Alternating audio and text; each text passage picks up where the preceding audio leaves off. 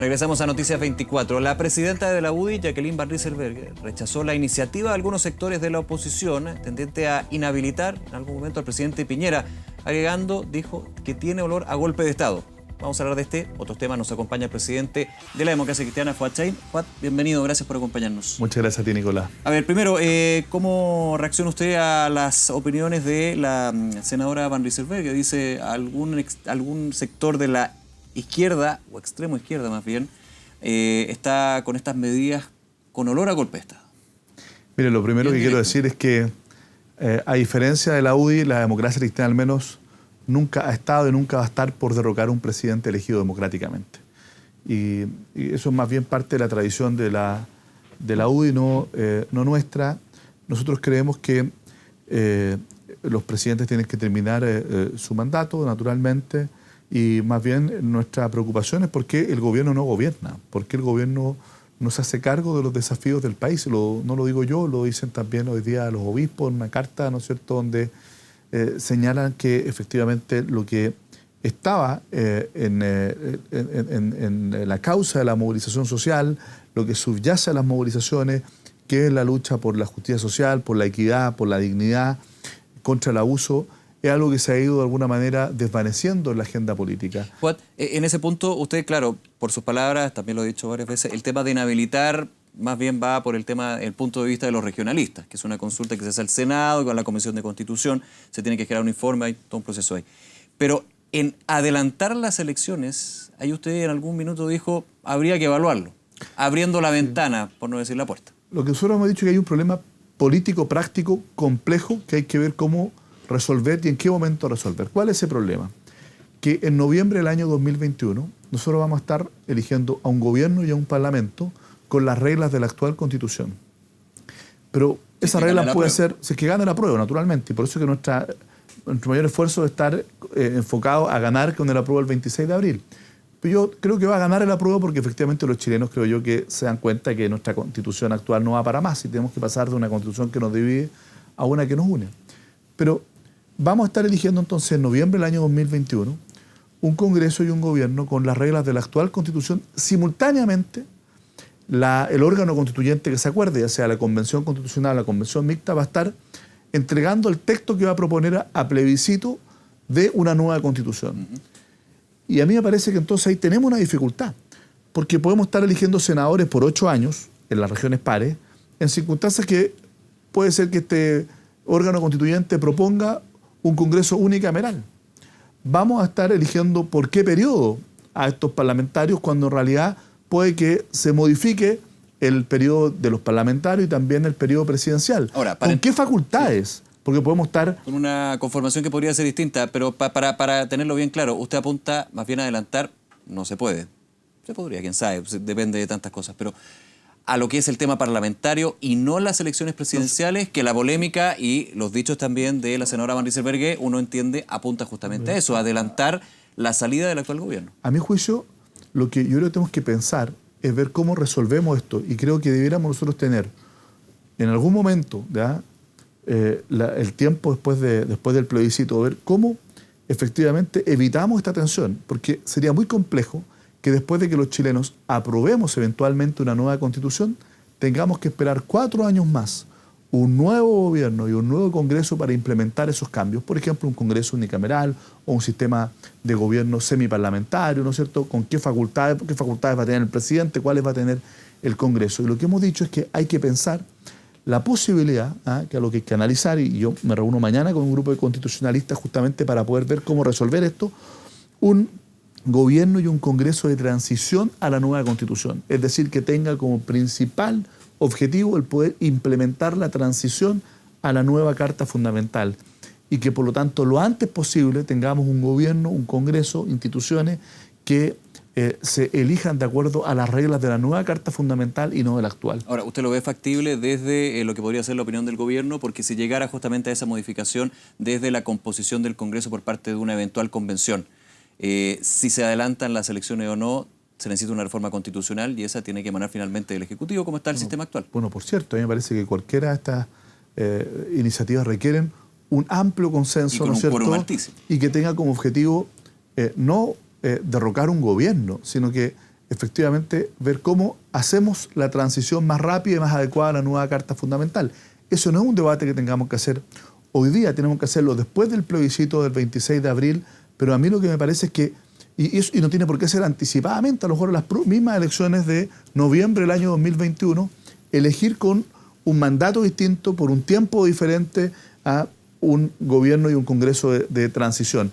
La oportunidad de hacerlo y cuáles son las facultades, cuál es el periodo, digamos, por el cual se eligen, eso tenemos que discutirlo, pero a mí me parece que sería muy complejo el que estemos realizando una elección para elegir un nuevo presidente de la República y por tanto un nuevo gobierno y un nuevo Congreso con las reglas de la actual Constitución como si nada pasara, mientras simultáneamente la Convención Constitucional o la Convención Mixta esté proponiendo el nuevo texto de Carta Fundamental que puede, y esperamos que así sea, incorpore cambios bastante importantes en esta materia respecto de las facultades, de las composiciones, de los periodos, ¿no es cierto?, y del sistema político en su conjunto. Juan, lo llevo a otro tema. Los parlamentarios, los diputados y diputadas de la democracia cristiana, ¿cómo están evaluando una eventual acusación constitucional en contra del ministro del Interior? Escuchamos, por ejemplo, al jefe de bancada, Gabriel Asensio, quien de algunas maneras dio luces de que podría haber un apoyo por parte de su partido.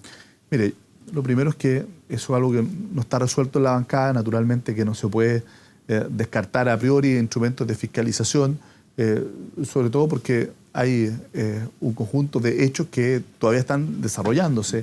Pero, insisto, creo yo que nuestro foco hoy día debe estar en qué. Y hacemos un llamado a las demás fuerzas de oposición a eso. Mire, concentrémonos en el plebiscito del 26 de abril.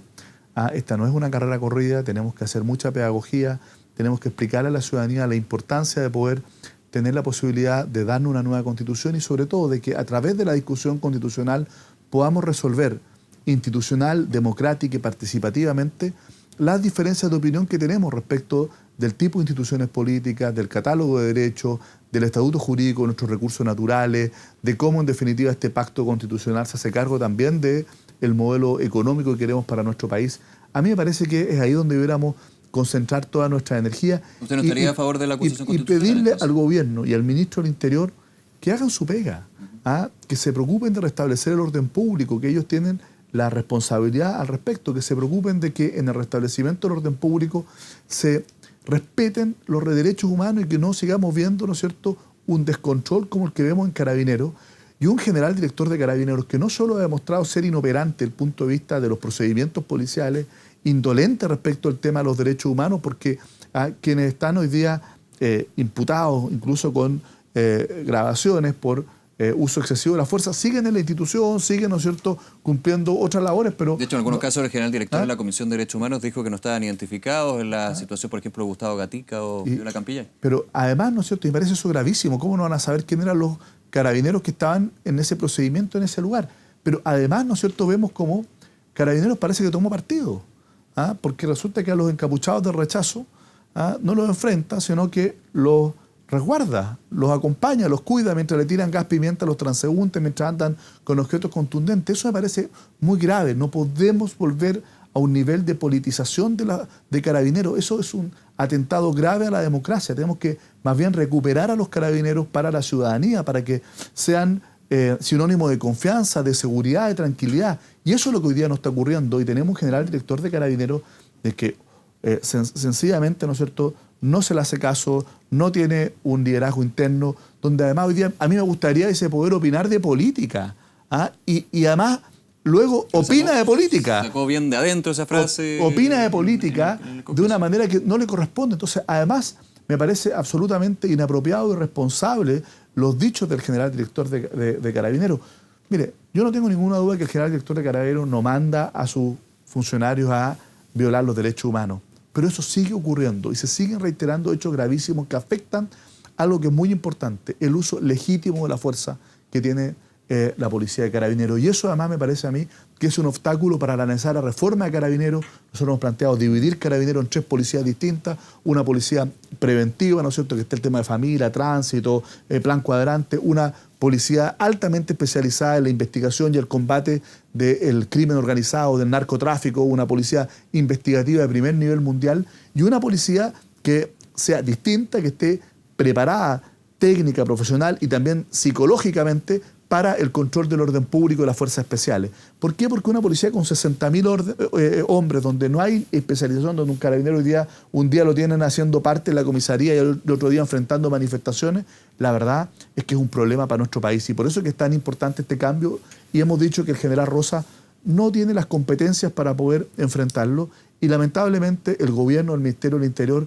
siguen respaldándolos porfiadamente, y de ese punto de vista, naturalmente, que a nuestro juicio están cometiendo un grave error político. Yo no quiero hablar de acusaciones constitucionales todavía, porque creo que hay que concentrarse, como te digo, en el plebiscito del 26 de abril y en decirle al gobierno que de una buena vez pueda cumplir con su rol, y uno de los roles principales, que es establecer el orden público respetando los derechos humanos. En ese punto, de los minutos que nos quedan, Fuad Chahín, la reforma Carabineros se espera ya la próxima semana, en teoría se estaría presentando por parte del gobierno. Esa expectativa con lo que ustedes presentaron también, con otros proyectos, por ejemplo el del senador Felipe Arboe, una comisión técnica, una comisión más bien político-técnica, esperan que finalmente se pueda levantar a la institución en la ciudadanía y levantarnos con los distintos baches que encontramos en el camino. A mí me parece que es indispensable. Bache no quiero de alguna manera simplificar la profunda crisis que vive Carabineros desde los derechos humanos, desde el tema financiero, de todo. Desde el tema moral, profesional, hay que ver el tema también incluso de las escuelas matrices. Mire, ¿cómo es posible que hoy día solo puedan llegar a ser uniformados en instituciones que entran por las escuelas matrices? Creo que una gran experiencia con la Policía de Investigaciones. La PDI era una policía que estaba altamente golpeada también, con cuestiones de corrupción, sí, ¿no es cierto? Y creo que logró hacer un cambio institucional muy relevante. Uno de esos cambios fue la posibilidad de que profesionales pudieran postular directamente, ¿no es cierto?, a realizar labores policiales. ¿Por qué no podemos abrir a que profesionales puedan entrar a las filas de Carabineros también, para poder formar parte del escalafón uniformado, ¿no es cierto?, para poder nivelar hacia arriba a Carabineros? Yo creo que tenemos que levantarle la moral, tenemos que ser capaces de levantar los estándares operativos, tenemos que ser capaces de tener mayores niveles de profesionalización y especialización en Carabineros. ¿Por qué? Porque eso es fundamental para la democracia, es fundamental para la seguridad de los ciudadanos, y más bien lo que nosotros planteamos son los cambios desde el general director, en los procedimientos, en los estándares y en el diseño institucional, no para debilitar a Carabineros, sino que todo lo contrario, para fortalecerlo y para recuperarlo para nuestro país. Fuad Chahín, nuevamente gracias por acompañarnos esta tarde. No, muchas gracias a ti, Nicolás. Hasta luego.